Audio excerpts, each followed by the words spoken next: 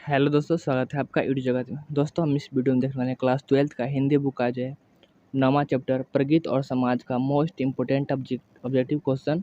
और इसमें जो क्वेश्चन होगा जो बोर्ड एग्जाम में पूछा जा चुका है और पूछ जाने की जिसको ज़्यादा संभावना है, दोनों प्रकार का इसमें जो क्वेश्चन ऐड किया गया है। तो वीडियो आपके लिए काफ़ी इंपॉर्टेंट है, वीडियो को पूरा जोर देखिएगा। तो चलिए स्टार्ट करते हैं। आज का पहला क्वेश्चन है, कहता है प्रगति और समाज के लेखक कौन है। तो प्रगति और समाज के लेखक कौन है? ऑप्शन ए है बालकृष्ण भट्ट, ऑप्शन बी है नामवर सिंह, ऑप्शन सी है गुलेरी जी और ऑप्शन डी है जयप्रकाश नारायण। तो प्रगति और समाज के लेखक कौन है? तो ऑप्शन नंबर बी जो है इसका राइट आंसर हो जाएगा नामवर सिंह। प्रगति और समाज के लेखक कौन है? तो नामवर सिंह है। अगला क्वेश्चन है 2 नंबर का, आता है समाज और प्रगति और समाज हिंदी साहित्य की कौन सी विधा है। तो यह जो चैप्टर है वह क्या है एक प्रकार का? तो ऑप्शन ए है निबंध है, ऑप्शन बी है आलोचना है, ऑप्शन सी है कहानी और ऑप्शन डी है कविता है। तो प्रगति और समाज क्या है? तो एक प्रकार का निबंध है, ठीक ना। और यह किस प्रकार का निबंध है? तो आलोचनात्मक निबंध है, ठीक ना। अगला क्वेश्चन है 3 नंबर का, आता है कि साहित्य अकादमी पुरस्कार नामवर सिंह को किस कहानी के लिए मिला था। तो नामवर सिंह को जो है साहित्य अकादमी पुरस्कार किसके लिए मिला था? ऑप्शन ए बलम खुद, ऑप्शन बी है छायावाद के लिए, ऑप्शन सी है कविता के नए प्रतिमान के लिए और ऑप्शन डी इनमें से कोई सी के लिए नहीं। तो नामवर सिंह को जो है साहित्य अकादमी पुरस्कार किसके लिए मिला था? तो ऑप्शन नंबर सी जो है इसका राइट आंसर हो जाएगा कविता के नए प्रतिमान के लिए। और कब मिला था साहित्य अकादमी पुरस्कार? तब 1971 में। यह ईस्वी याद रखिएगा कि कब मिला था उनको। तो 1971 में मिला था। किसके लिए मिला था? तो कविता के नए प्रतिमान के लिए मिला था। और यदि इसके पहले का वीडियो नहीं देखे हैं तो उसको जरूर देख लीजिएगा, ठीक ना। प्ले लिस्ट बनाया हुआ है, वहाँ से जा कर के सारा वीडियो आप जरूर देख लीजिएगा ताकि एक भी क्वेश्चन आपको छूटे ना। तो अगला क्वेश्चन है 4 नंबर का, आता है आलोचना त्रैमासिक के संपादक कौन थे। आलोचना जो है त्रैमासिक पत्रिका था, उसको मतलब संपादन कौन किए थे वही पूछ रहा है क्वेश्चन में। तो ऑप्शन ए है नामवर सिंह, ऑप्शन बी है रामधारी सिंह दिनकर, ऑप्शन सी है मोहन राकेश और ऑप्शन डी है सुभद्रा कुमारी चौहान। तो आलोचना जो है त्रैमासिक पत्रिका का जो है संपादन कौन किए थे? तो ऑप्शन नंबर ए जो है इसका राइट आंसर हो जाएगा नामवर सिंह। कौन किए थे? तो नामवर सिंह जो किए थे आलोचना त्रैमासिक का संपादन, ठीक ना। अगला क्वेश्चन है 5 नंबर का, आता है आलोचना त्रैमासिक का संपादन कब हुआ था, मतलब कब किया गया था उनके द्वारा। तो ऑप्शन ए 1867, ऑप्शन बी है 1967 और ऑप्शन सी है 1767। तो आलोचना का जो है कब संपादन किया गया था? तो ऑप्शन नंबर बी जो है इसका राइट आंसर हो जाएगा 1967 में किया गया था, ठीक ना। याद रखिएगा 1967, ठीक है ना। अगला क्वेश्चन है 6 नंबर का, आता है प्रगति और समाज कहाँ से लिया गया है। यह जो चैप्टर है इसको कहाँ से लिया गया है? तो ऑप्शन ए है बलम खुद से, ऑप्शन बी है पृथ्वीराज रासो की भाषा से, ऑप्शन सी है वाद विवाद संवाद से और ऑप्शन डी इनमें से कोई सी से नहीं, ठीक ना। तो यह जो है प्रगति और समाज कहाँ से लिया गया है? तो वाद विवाद और संवाद से लिया गया है, ठीक है ना। इसी जो पुस्तक है उसी से लिया गया है इसको, प्रगति और समाज को, ठीक है ना। तो इसको ध्यान में रखिएगा कहाँ से लिया गया है, तो वाद विवाद और संवाद से लिया गया है। अगला क्वेश्चन है 7 नंबर का, आता है वाद विवाद और संवाद। वाद विवाद संवाद क्या है? वाद विवाद संवाद क्या है? तो ऑप्शन ए आलोचनात्मक निबंधों की पुस्तक है, ऑप्शन बी है आलोचनात्मक कविताओं की पुस्तक है, ऑप्शन सी है आलोचनात्मक कहानियों की पुस्तक है और ऑप्शन डी इनमें से कोई नहीं, ठीक। तो वाद विवाद संवाद क्या है? तो एक प्रकार का आलोचनात्मक जो है निबंधों की एक पुस्तक है। जितना भी आलोचनात्मक निबंध था उसको एक पुस्तक में रख दिया गया और पुस्तक क्या है? तो वाद विवाद संवाद, ठीक ना। तो वहीं से यह चैप्टर को भी लिया गया है प्रगति और समाज को, तो इसको ध्यान में रखिएगा। अगला क्वेश्चन है 8 नंबर का, आता है कि प्रगति कविता पर किसका दबाव तीव्रता से महसूस किया जा रहा है। तो कविता पर जो है किसका दबाव जो है तीव्रता से महसूस किया जा रहा है? तो ऑप्शन ए है समाज का, ऑप्शन बी है देश का, ऑप्शन सी है विदेश का और ऑप्शन डी है राज्य का। तो कविता पर जो है अब समाज का जो है मतलब दबाव जो है तीव्रता से महसूस किया जा रहा है, ठीक है ना। यह जो है मतलब प्रकृति और समाज जो है ना उसमें कहा गया है। तो कविता पर किसका जो है दबाव तीव्रता से महसूस किया जा रहा है, तो समाज का। ऑप्शन नंबर ए जो है राइट आंसर हो जाएगा, ठीक ना, इसको ध्यान रखिएगा। अगला क्वेश्चन है 9 नंबर का, आता है कि नामवर सिंह का जन्म स्थान कहाँ है। तो नामवर सिंह का जन्म स्थान यानी जन्म उनका कहाँ हुआ था, ऑप्शन है जीयनपुर वाराणसी उत्तर प्रदेश, ठीक ना। ऑप्शन बी है जीरादेई, ऑप्शन सी है अररिया बिहार और ऑप्शन डी है मधुबनी। तो नामवर सिंह का जो है जन्म स्थान कहाँ है, ऑप्शन नंबर ए जो है राइट आंसर हो जाएगा जीयनपुर वाराणसी उत्तर प्रदेश में, ठीक है ना। यह कहाँ है, तो उत्तर प्रदेश में है। अगला क्वेश्चन है 10 नंबर का, आता है कि नामवर सिंह की रचना है। तो नामवर सिंह की रचना कौन सा है, तो ऑप्शन ए है बलमखुद, ऑप्शन बी है छायावाद, ऑप्शन सी है पृथ्वीराज रासो की भाषा और ऑप्शन डी इनमें से सभी। तो नामवर सिंह की रचना जो है बलमखुद भी है, छायावाद भी है और पृथ्वीराज रासो की भाषा भी है, इसलिए इसका राइट आंसर क्या हो जाएगा, ऑप्शन नंबर डी इनमें से सभी हो जाएगा इसका आंसर, ठीक ना, क्योंकि यह तीनों जो है इन्हीं का रचना है। और यदि आप चैनल पर पहली बार आए तो चैनल को जरूर सब्सक्राइब कर दीजिएगा, ठीक ना, ताकि इसके आगे का वीडियो डाले तो आपको नोटिफिकेशन मिल जाए। अगला क्वेश्चन है 11 नंबर का, आता है नामवर सिंह के पिता का नाम क्या था। तो नामवर सिंह के पिता का नाम क्या था, ऑप्शन ए है नागर सिंह, ऑप्शन बी है सरदार किशन सिंह, ऑप्शन सी है हीरानंद शास्त्री और ऑप्शन डी इनमें से कोई नहीं। तो उनके जो है पिता का नाम क्या था नामवर सिंह के, तो ऑप्शन नंबर ए जो है इसका राइट आंसर होगा नागर सिंह। क्या था, तो नागर सिंह, यहाँ नामवर सिंह है और उनके पिता का नाम नागर सिंह है, तो मिलता जुलता है, इसको आपको ध्यान में रख लीजिएगा, ठीक ना। और ये जो है नागर सिंह एक प्रकार के क्या थे, तो एक शिक्षक थे, ठीक ना, वो पेशे से क्या थे, तो शिक्षक थे। शिक्षक यानी पढ़ाने का काम करते, वो तो आपको मालूम ही होगा। अगला क्वेश्चन है 12 नंबर का, आता है नामवर सिंह के माता का नाम क्या है, ठीक ना। तो नामवर सिंह के माता का नाम क्या है, तो कसैया, ऑप्शन बी है विद्यावती, ऑप्शन सी है वागेश्वरी और ऑप्शन डी है बच्चन कौर। तो नामवर सिंह के जो है माता का नाम क्या था, तो ऑप्शन नंबर सी जो है इसका राइट आंसर हो जाएगा वागेश्वरी। क्या था नाम, तो वागेश्वरी था उनके माता का नाम, पिता का नाम क्या था, तो नागर सिंह था। फिर अगला क्वेश्चन है कि नामवर सिंह किसके शिष्य थे। तो नामवर सिंह के गुरु का नाम क्या था, यानी नामवर सिंह किसके शिष्य थे, तो option A Acharya Hazari Prasad Dwivedi, option B है महाप्रभु वल्लभाचार्य, ऑप्शन सी है सैयद अशरफ, ठीक ना, और ऑप्शन डी है इनमें से कोई नहीं। तो नामवर सिंह जो है किसके शिष्य थे, तो ऑप्शन नंबर ए जो है इसका राइट आंसर हो जाएगा हजारी प्रसाद द्विवेदी का जो है शिष्य थे, ठीक ना। मतलब ये जो शिक्षा ग्रहण किनसे किए थे, तो हजारी प्रसाद द्विवेदी जी से किए थे वो शिक्षा ग्रहण, इसलिए उनका जो है शिष्य का नाम क्या पड़ गया, तो नामवर सिंह, क्योंकि शिक्षा तो ग्रहण इन्हीं से किए थे। अगला क्वेश्चन है 14 नंबर का, है प्रबंध काव्य में मानव जीवन का एक पूर्ण दृश्य होता है, किस रचना से संबंधित है। यह जो लाइन है कविता से मतलब पूरा जो है पार्ट से उठा लिया गया है, ठीक ना, और किस पार्ट से उठाया गया है उसको आपको बताना है। तो प्रबंध काव्य में मानव जीवन का एक पूर्ण दृश्य होता है, कहाँ से लिया गया है, तो ऑप्शन ए है प्रकृति और समाज से, ऑप्शन बी है बातचीत से, ऑप्शन सी है उसने कहा था और ऑप्शन डी है एक लेख और एक पत्र से। तो यह जो है लाइन कहाँ से उठाया गया है, तो प्रकृति और समाज जो चैप्टर है उससे लिया गया, ठीक ना, इसको ध्यान में रखिएगा।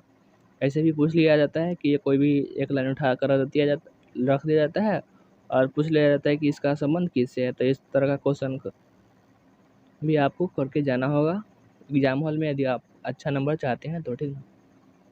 अगला क्वेश्चन है कमायनी किसी सॉरी यहाँ में थोड़ा सा एक्स्ट्रा टाइप हो गया, ठीक ना। तो क्वेश्चन कहता है कमायनी किसकी रचना है। तो कमायनी जो है किसकी रचना है, ऑप्शन है जयशंकर प्रसाद की, ऑप्शन बी है नामवर सिंह की, ऑप्शन सी है मोहना केस की और ऑप्शन डी है भगत सिंह की। तो कमायनी के लेखक कौन है, ऑप्शन नंबर ए जो है इसका राइट आंसर हो जाएगा क्या, जयशंकर प्रसाद, ठीक है ना। यह जो कमायनी जो है रचना है ना काफ़ी इंपॉर्टेंट है, यह जो है मतलब कॉम्पिटिटिव एग्जाम जो होता है उस सब में भी पूछ लिया जाता है, ठीक ना। तो ये कमायनी तो आपको हमेशा के लिए याद रखना ही होगा। या बोर्ड का एग्जाम दीजिए या कंपटीशन का एग्जाम दीजिए, ठीक ना। तो इसको ध्यान में रख लीजिएगा। कमायनी किसका है, तो जयशंकर प्रसाद का है। फिर अगला क्वेश्चन 16 नंबर का आता है, आचार्य रामचंद्र शुक्ल के काव्य सिद्धांत का आदर्श कौन सा काव्य था।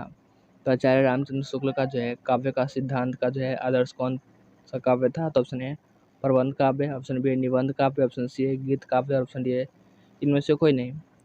तो आचार्य रामचंद्र शुक्ल का जो है काव्य का जो है सिद्धांत का जो है आदर्श कौन सा था, तो प्रबंध काव्य था, ठीक ना।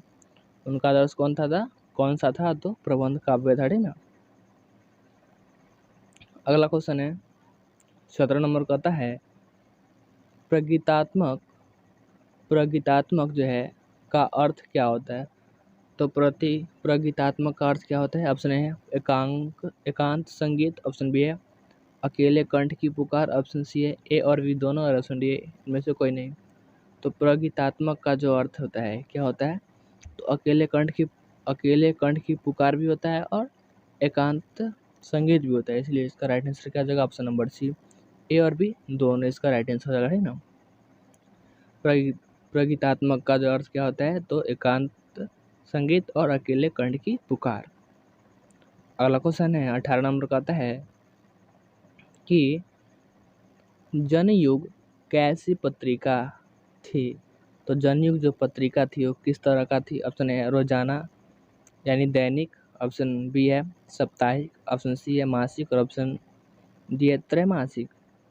तो यह जो है जनयुग किस तरह का पत्रिका था, तो यह साप्ताहिक पत्रिका था, यानी सप्ताह में एक बार आता था, ठीक ना।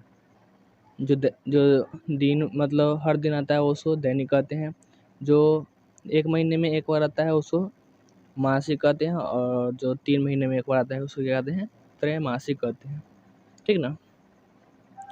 अगला क्वेश्चन है 19 नंबर का आता है, नामवर सिंह राजा राम मोहन राय लाइब्रेरी फाउंडेशन के अध्यक्ष कब से कब तक थे। मतलब नामवर सिंह जो ये लेखक हैं वह जो है राजा राम मोहन राय लाइब्रेरी फाउंडेशन के जो है अध्यक्ष पद पर कब तक रहे थे। तो ऑप्शन ए है 1990 से 93, ऑप्शन बी है 1993 से 96, और ऑप्शन सी है 1996 से 99, और ऑप्शन डी इनमें से कोई नहीं। तो वह जो है राजा राम मोहन राय लाइब्रेरी फाउंडेशन के अध्यक्ष पद पर कब से कब तक थे। तो ऑप्शन नंबर बी जो है राइट आंसर हो जाएगा 1993 से 96 तक थे, ठीक ना। अगला क्वेश्चन है 20 नंबर का आता है कि निम्नलिखित में कौन नामवर सिंह की रचना है। तो नामवर सिंह की रचना कौन है। ऑप्शन ए है आलोचकों के मुख से, ऑप्शन बी है कहना न होगा, ऑप्शन सी है पृथ्वीराज रासो की भाषा, और ऑप्शन डी इनमें से सभी। तो यहाँ पर भी जो है उनका रचना कौन है, तो यह तीनों है, ठीक ना।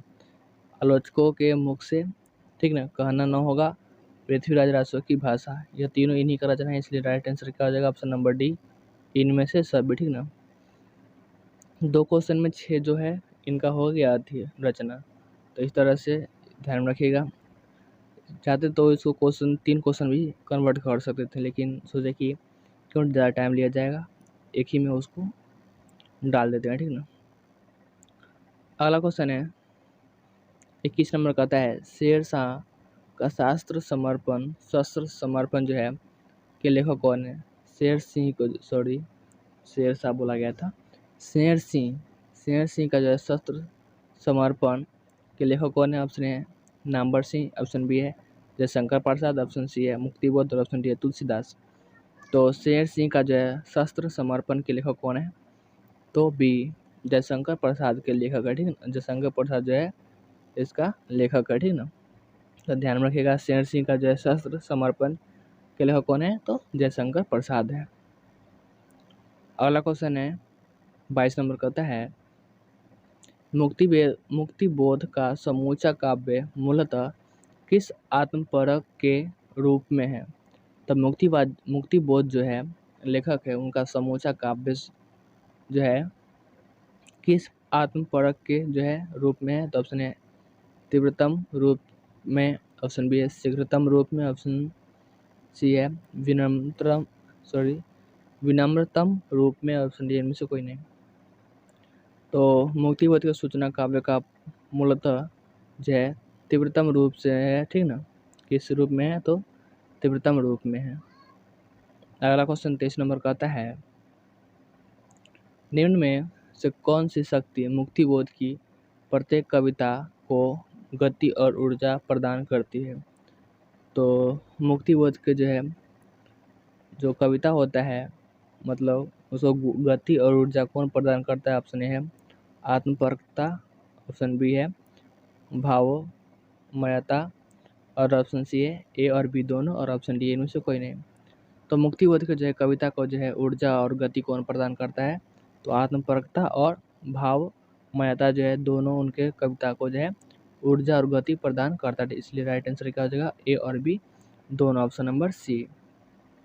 या दोनों उनके कविता में काफ़ी भर के होता है, ठीक है ना, आत्मपरकता और भावमयता, ठीक ना, इसलिए उसका राइट आंसर क्या हो जाएगा? ऑप्शन नंबर सी, ए और बी दोनों, आत्मपरकता और भावमयता। अगला क्वेश्चन है 24 नंबर का, आता है त्रिलोचन कविताओं के बावजूद ज़्यादातर क्या लिखे हैं? तो यह मुक्तिबोध नामवर सिंह त्रिलोचन कविताओं के बावजूद ज़्यादातर क्या लिखे हैं? ऑप्शन ए है सोनेट, ऑप्शन बी है गीत, और ऑप्शन बी है गीत, और ऑप्शन सी है ए और बी दोनों, और ऑप्शन डी है कहानी। तो त्रिलोचन कविताओं के बावजूद भी वो क्या लिखे हैं ज़्यादातर? तो सोनेट और गीत दोनों प्रकार के लिखे हैं, इसलिए राइट आंसर क्या हो जाएगा? ऑप्शन नंबर सी, ए और बी दोनों हो जाएगा राइट आंसर। अगला क्वेश्चन है 25 नंबर का, आता है कि किसके वाक्य का भाव है कि कविता जो कुछ कह रही है उसे सिर्फ वही समझ सकता है जो इसके एकाकीपन में मानवता की आवाज़ सुन सकता है। क्या? तो कविता जो कुछ कह रहा है उसे सिर्फ वही समझ सकता है जो इसके एकाकीपन में मानवता की आवाज़ सुन सकता है। यह कथन किसका है? तो ऑप्शन ए है थियोडोर एडोर्नो के, ठीक ना, ऑप्शन बी है नामवर सिंह की, ऑप्शन सी है जयशंकर प्रसाद का, ऑप्शन डी है गुलेरी जी का। तो यह लाइन तो किसके हैं? तो थियोडोर एडोर्नो के, ठीक है ना, कि कविता जो कुछ भी कह रही है उसे सिर्फ वही समझ सकता है जो इसके एकाकीकरण में मानवता की आवाज़ सुन सकता है। तो option number A right answer हो जाएगा। अगला क्वेश्चन है 26 नंबर का, आता है कि नामवर सिंह का जन्म कब हुआ था? तो नामवर सिंह का जन्म कब हुआ था? ऑप्शन ए है 23 जून 1844, ऑप्शन बी है 20 जुलाई 1914, ऑप्शन सी है 28 जुलाई 1927, और ऑप्शन डी इनमें से कोई नहीं। तो नामवर सिंह का जन्म कब हुआ था? Option number C right answer हो जाएगा 28 जुलाई 1927 को, ठीक ना। अगला क्वेश्चन, इसमें कुल 26 क्वेश्चन था। तो आशा करते हैं वीडियो आपको काफ़ी अच्छा लगा होगा। इस चैनल पर पहली बार चैनल को सब्सक्राइब करके बेल आइकन को जरूर प्रेस कर लीजिएगा, ठीक ना। तो मिलते हैं अगले वीडियो में अगले चैप्टर के साथ, तब तक के लिए धन्यवाद।